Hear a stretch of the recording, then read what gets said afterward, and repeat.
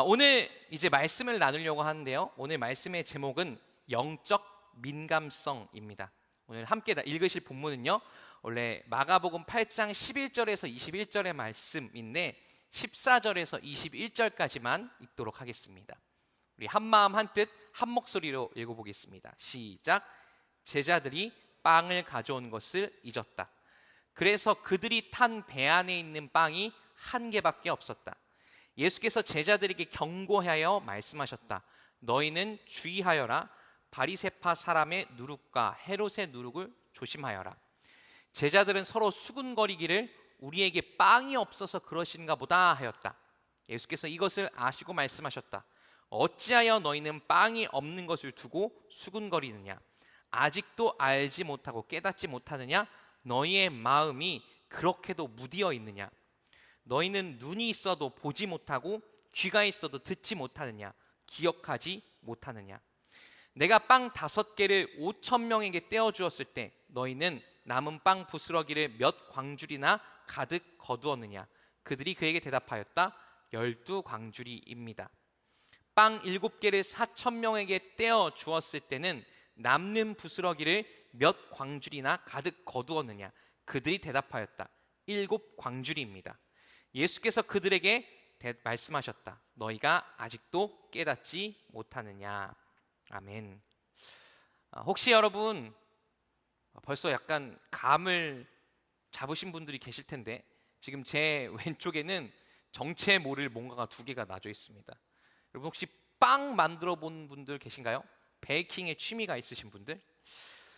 일단 지금 여기 제 손에는요. 요거를 보여주세요. 예, 죄송합니다. 자, 이게 여러분 빵처럼 보이지만 빵이 아닙니다. 제가 한번 이렇게 두드려 볼게요. 네, 이 정도면은 이렇게 누군가가 그 수상한 사람이 내 뒤를 따라왔을 때 이걸로 이렇게 한 대 때리면 이길 수 있을 정도로 딱딱합니다. 저도 어렸을 적에 집에서 한번 나도 제빵사 흉내를 내보고 싶어서 그냥 밀가루를 이렇게 반죽을 한 다음에 거기에다가 뭐 설탕 같은 걸 조금 넣고 그다음에 오븐에다 구워봤어요. 그랬더니 이런 돌멩이가 나오더라고요. 반면에 여기 있는 빵은요. 네, 끝나고 혹시 원하시는 분들 가져가시면 됩니다. 여기 있는 빵은 정상적인 아주 잘 찢어지는 부드러운 빵입니다. 그런데요. 이 빵이나 이 돌멩이 같은 이 무언가나 사실 여러분 똑같은 밀가루로 만들었다는 거 다 알고 계시죠? 하나는요 밀가루를 반죽해서 구웠는데 돌멩이가 되었고 나머지 하나는 정상적인 아주 말랑말랑하고 폭신폭신한 빵이 되었습니다. 이 둘의 운명을 가룬 그 요소는 무엇이었을까요? 빵을 만들어 본 분들은 아시겠지만 이 둘의 운명을 가른 건 바로 이스트 또는 효모라고 불리는 이 빵 반죽 안에서 이산화탄소를 만들어내는 미생물을 넣었느냐 안 넣었느냐 그 차이 거기에 달려 있었습니다. 대개 이런 식빵 한 덩어리를 만들 때요 밀가루를 300에서 350g 정도를 쓴대요. 그런데 이 빵 반죽을 부풀게 하는 효모는 여기에 몇 g이나 넣으면 될까요? 대개 뭐 의견이 조금씩 분분하지만 빵을 만드는 분들은 2%에서 3%, 그러니까 300g이라고 치면 한 6에서 7g이니까 찻잔 한 스푼 정도만 넣으면 빵 반죽이 이렇게 부푼다고 이야기합니다. 그러니까 불과 6, 7g 정도 아주 적은 양의 효모가 이 빵을 구운 밀가루 반죽이 되게 하지 않고 빵이 되게 했던 거죠. 제가 오늘 왜 빵 이야기를 하냐면요 여러분 배고프라고 빵 이야기를 하는 게 아니라 오늘 본문 말씀에서 나왔던 중요한 소재 중에 하나가 바로 예수님이 제자들한테 뭐라고 이야기하시죠? 바리새파 사람들 뭘 조심해라? 누룩을 조심해라 라고 얘기하시잖아요. 근데 이 누룩이 뭐냐? 사실 이 누룩이 천연 효모이고 천연 이스트이기 때문에 제가 이 이야기를 하는 겁니다. 예수님께서는요, 오늘 제자들에게 말씀 속에서 바리새인의 누룩, 헤롯의 누룩을 조심하라고 이야기하세요. 왜 예수님이 이렇게 이야기하셨냐면 우리의 인생이 이 빵과 같기 때문에 그렇습니다. 큰 빵 반죽에 2에서 3% 정도밖에 되지 않는 효모가 들어갔을 때, 누룩이 들어갔을 때 이 빵의 운명이 달라졌던 것처럼 우리의 인생도 마찬가지예요. 아주 적은 것이지만 우리에게 분명히 영향을 끼치는 그 무언가에 의해서 우리 인생의 방향이 바뀌기도 하고 틀어지기도 하고 달라지기도 합니다. 우리 주변 사람들로부터 오는 영향력들, 우리가 살고 있는 이 시대, 그리고 우리가 살고 있는 환경, 우리의 삶의 자리가 주는 그런 다양한 누룩들, 다양한 영향력들에 의해서 우리의 인생의 방향성이 완전히 달라지기도 하는데, 예수님은 그렇기 때문에 우리가 오늘 바리새파 사람들, 헤롯의 누룩을 조심해야 한다라고 이야기하시는 거예요. 자, 그렇다면 우리가 조심해야 할 누룩은 무엇이 있을까요? 그리고 그 누룩을 뭔가 이렇게 이게 누룩이라고 알아볼 수 있는 방법은 어디에 있을까요? 자, 그 답을 오늘 본문 말씀 속에서 한번 찾아볼게요. 자, 일단 오늘 아까 읽었던 성경 말씀을 눈여겨보신 분들은 아시겠지만, 사실 오늘 본문 말씀 속에 예수님과 제자들이 지금 배를 타고 가고 있거든요. 제자들의 상태가 정상이 아닌 것 같다는 느낌이 드셨을 수도 있을 것 같아요. 혹시 90년대 말 2000년대 초에 그 썰렁한 개그 시리즈가 몇 개 있었거든요. 그 썰렁한 개그 시리즈 중에 사오정 시리즈라고 있었습니다. 사오정이 귀가 안 들리잖아요. 그러니까 주변에서 뭐 손오공이나 저팔계가 뭐 이렇게 얘기하면 사오정은 전혀 딴소리를 합니다. 지금 오늘 본문 말씀 속에 나오는 이 제자들의 상태도 마치 사오정을 보는 것 같아요. 예수님은 A라고 이야기하셨는데 제자들은 전혀 다른 이야기, B, C, D를 이야기하고 있습니다. 우리 마가복음 8장 14절에서 16절 오늘 본문 말씀을 함께 읽어볼게요. 함께 읽어보겠습니다. 시작. 제자들이 빵을 가져온 것을 잊었다. 그래서 그들이 탄 배에는 빵이 한 개밖에 없었다. 예수께서 제자들에게 경고하여 말씀하셨다. 너희는 주의하여라. 바리새파 사람의 누룩과 헤롯의 누룩을 조심하여라. 제자들은 서로 수군거리기를 우리에게 빵이 없어서 그러신가 보다 하였다. 자, 예수님이 지금 왜 바리새파 사람들 헤롯의 누룩을 조심하라고 하셨는지 요걸 알려면요, 그 이유를 알려면 이 본문 앞에 있는 이야기 문맥을 좀 이렇게 살펴보시면 됩니다.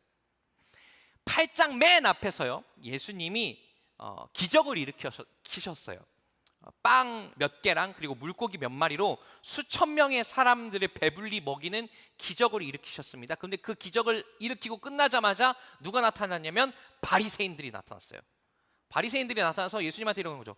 기적 좀 보여주세요. 아니 예수님, 당신이 그렇게 기적을 잘 일으킨다며 한번 보여주세요. 이건 사실 시비입니다. 바리새인들이 그렇게 시비를 걸고 나니까 예수님도 조금 썩 기분이 좋지 않으셨을 것 같아요.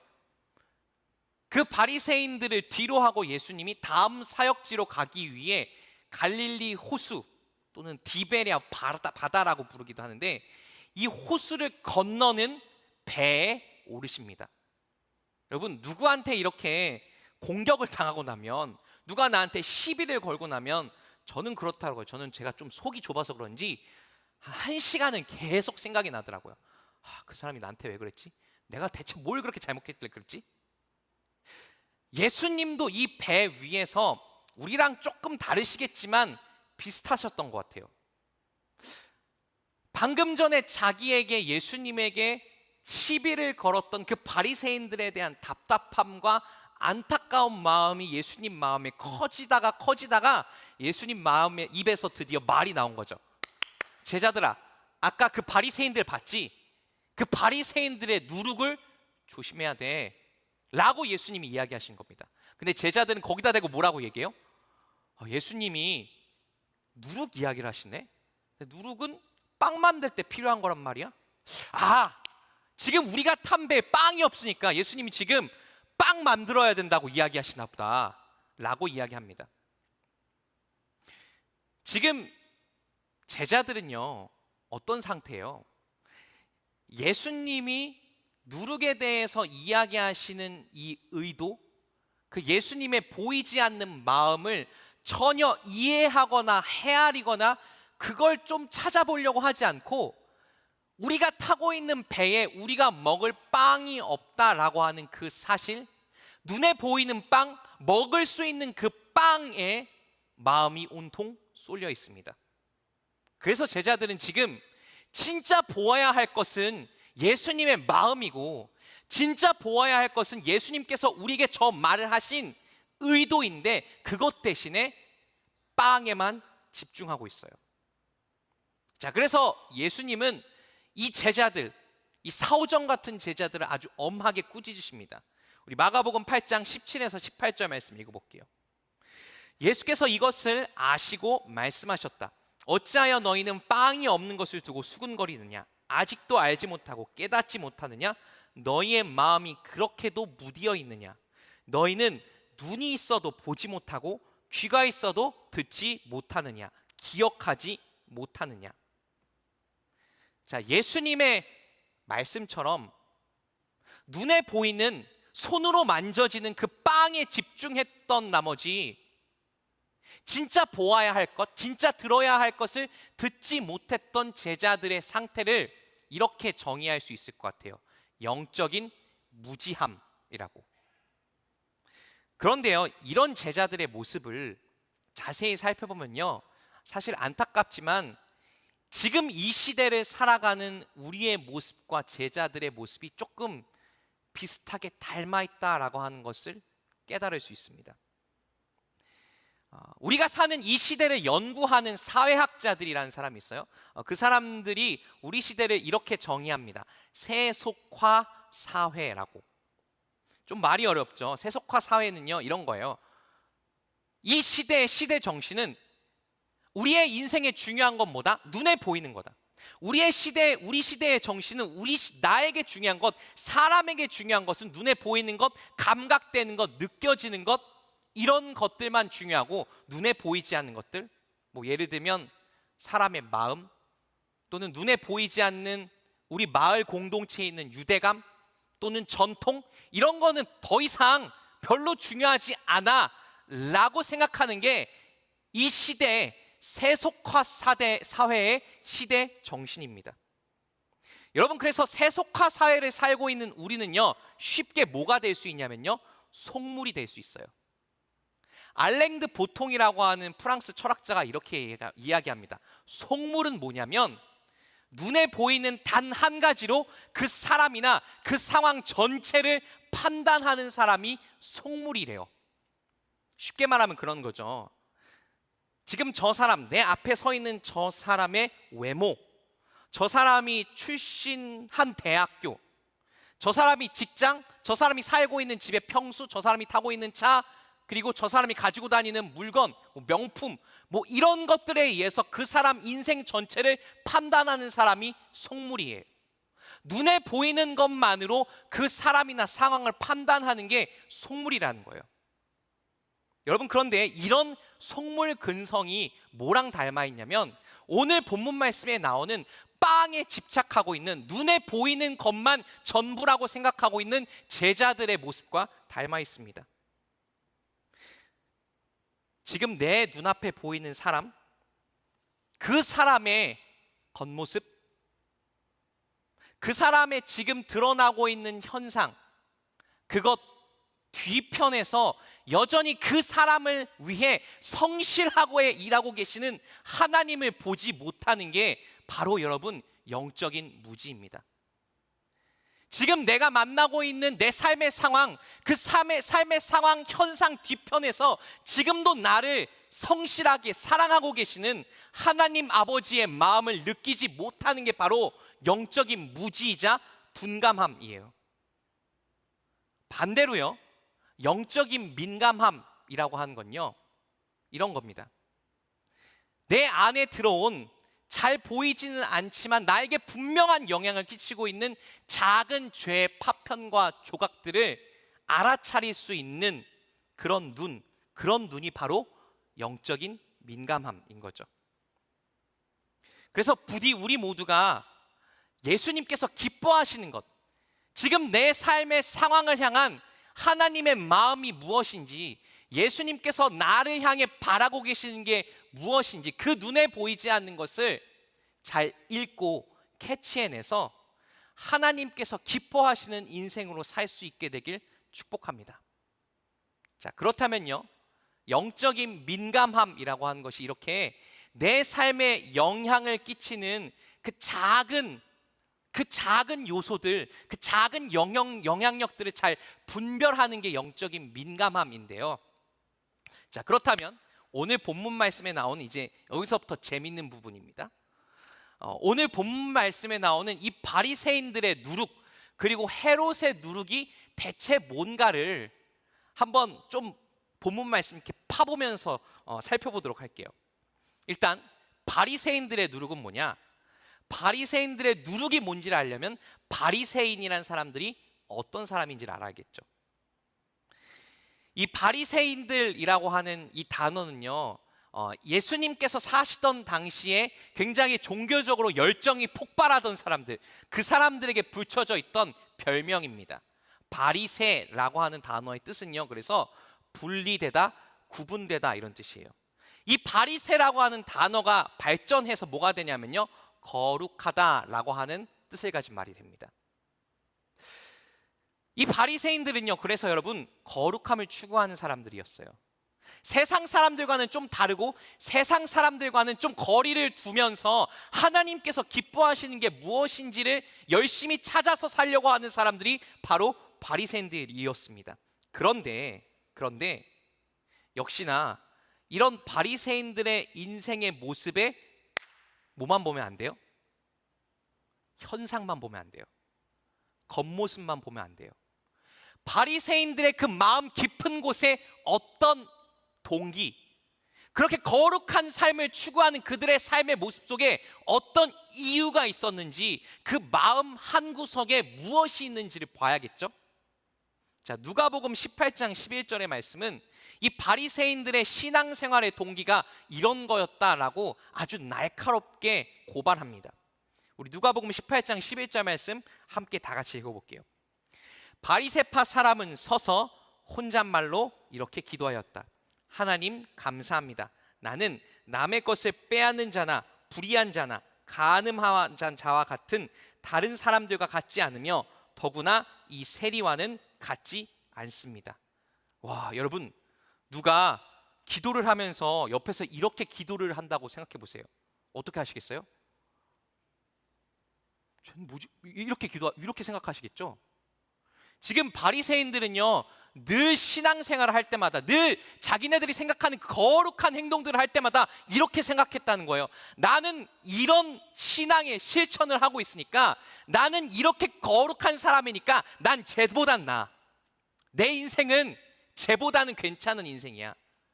내 인생은 쟤보다는 그럴듯한 인생이야 라고 하는 그 신앙의 우월감을 확인하기 위해서 바리새인들이 그렇게 거룩하게 살았던 거죠. 여러분, 이런 바리새인들의 신앙생활을요, 조금 이렇게 표현해 볼 수 있을 것 같아요. 거룩해 보이는 자기 만족이라고. 자기 자신을 더욱더 높이고 자기 자신을 더욱더 사랑하고, 그래서 내가 괜찮은 인간이라고 하는 걸 다른 사람과 나의 가치를 비교함으로써 확인받기 위해서 하는 신앙생활, 그 영향이 바로 바리새인들의 누룩이었어요. 여러분, 그래서 이런 바리새인들의 영향력, 나 자신을 높이기 위해 신앙생활을 하는 이런 누룩을 피하려면요, 우리 스스로에게 이렇게 질문해 봐야 됩니다. 조금 뼈아픈 질문일 수 있어요. 내가 오늘 예배를 드리고 나서 나는 오늘 예배를 드렸으니까 조금 나는 더 이전보다는 괜찮은 인간이 됐어. 나는 오늘 성경을 읽었으니까 성경을 안 읽는 교회 밖에 있는 사람들보다 조금 더 지혜롭고 똑똑해졌어.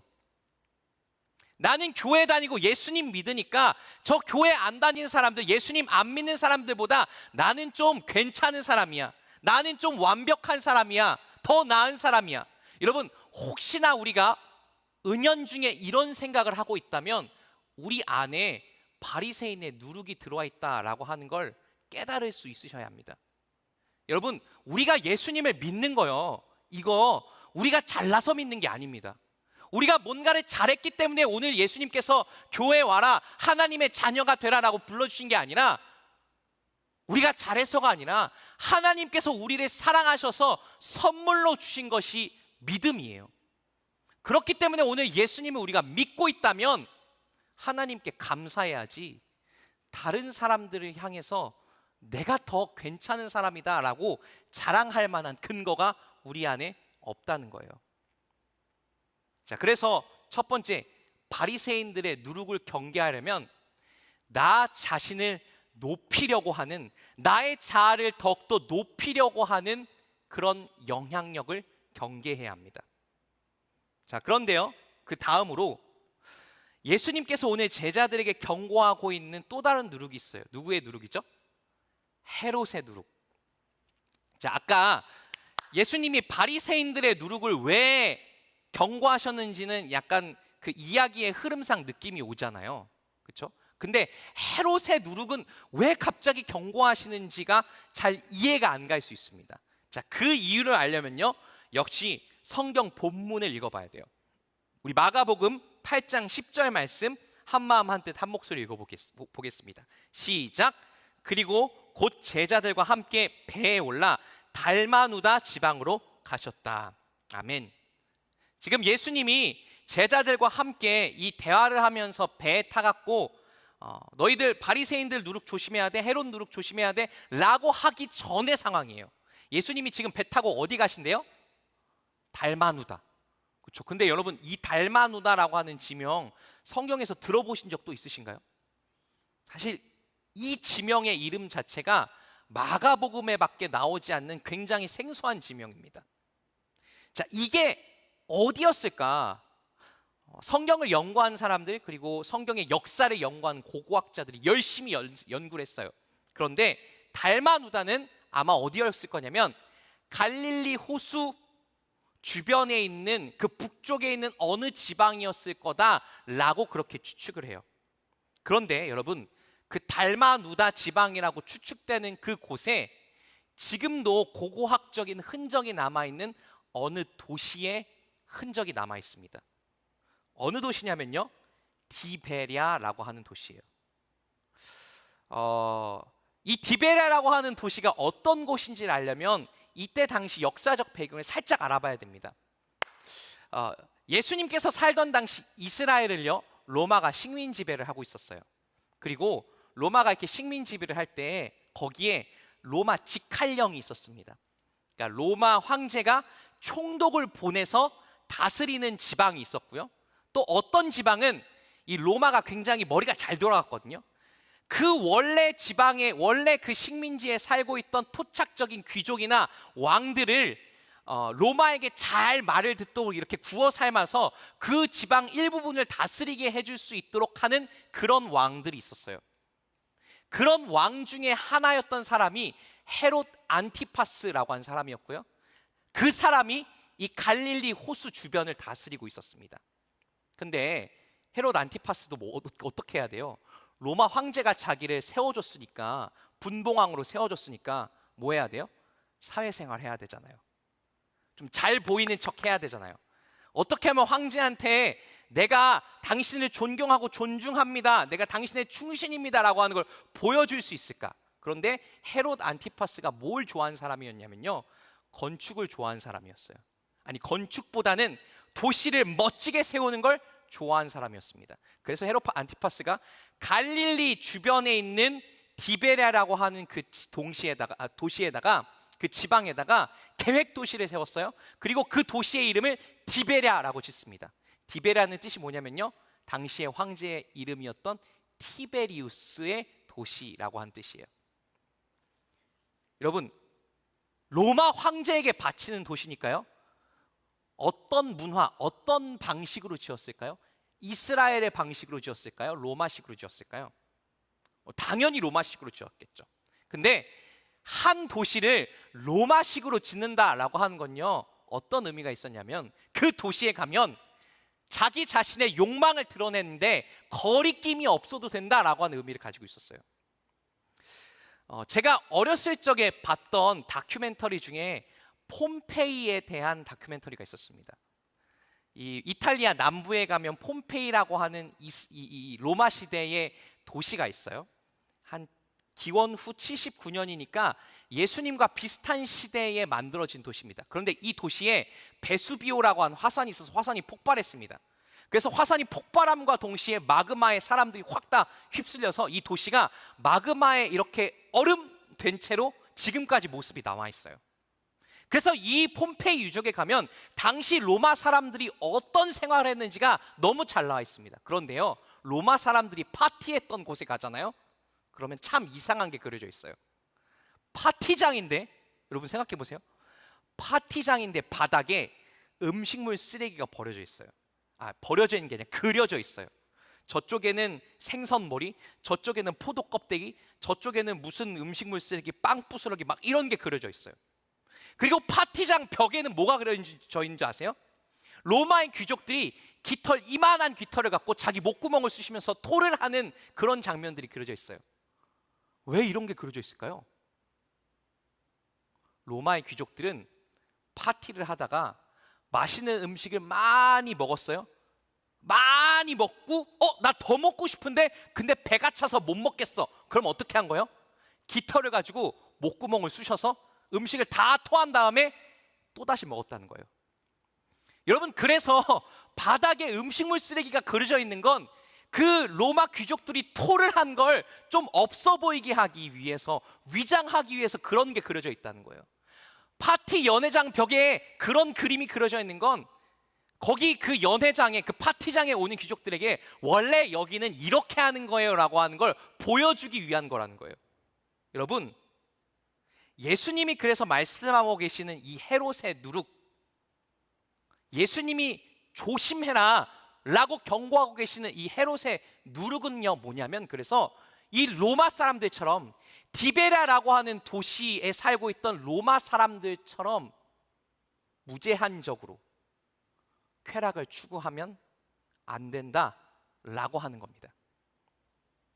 수단과 방법을 가리지 않고 심지어 토를 하면서까지, 심지어 내 건강을 해치면서까지 너의 쾌락을 추구하는 것, 그것이 바로 헤롯의 누룩이었다는 거예요.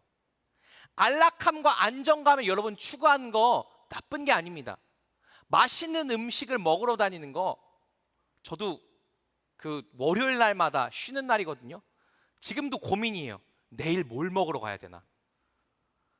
내일 점심에 아내랑 데이트를 하면서 무슨 음식을 먹어야지 조금 나의 월요일을 조금 퀄리티 있게 보냈다고 생각할 수 있을까? 여러분, 맛있는 음식을 먹는 거, 안락함과 안정된 삶을 추구하는 것 자체가 죄가 아닙니다. 그건 하나님께서 우리에게 주신 기쁨 중에 하나예요. 그런데 그런 안락함과 안정감의 추구, 그런 즐거움과 재미의 추구가 나 자신의 건강, 하나님께서 나에게 뜻하시는 그 뜻을 거스르면서까지, 그걸 파괴하면서까지 추구하고 있다라고 한다면 그건 바로 헤롯의 누룩이라고 하는 거죠.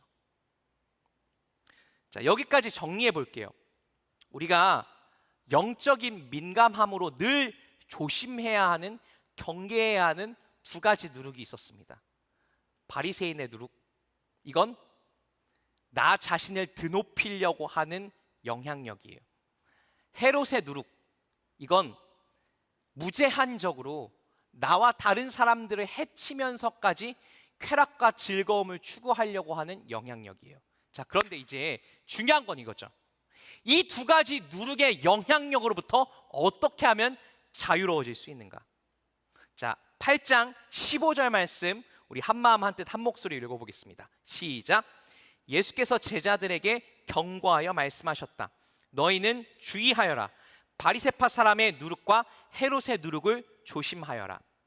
자, 지금 예수님께서 뭐라고 얘기하셨어? 너희는 주의하여라 라고 이야기하셨는데, 이 주의하다, 조심하다라고 하는 말이요, 진짜 무언가를 위험한 거를 조심한다라고 하는 뜻도 있지만 어떤 뜻이냐면 인지하다, 알아보다, 간파하다, 식별하다라고 하는 뜻이 있어요.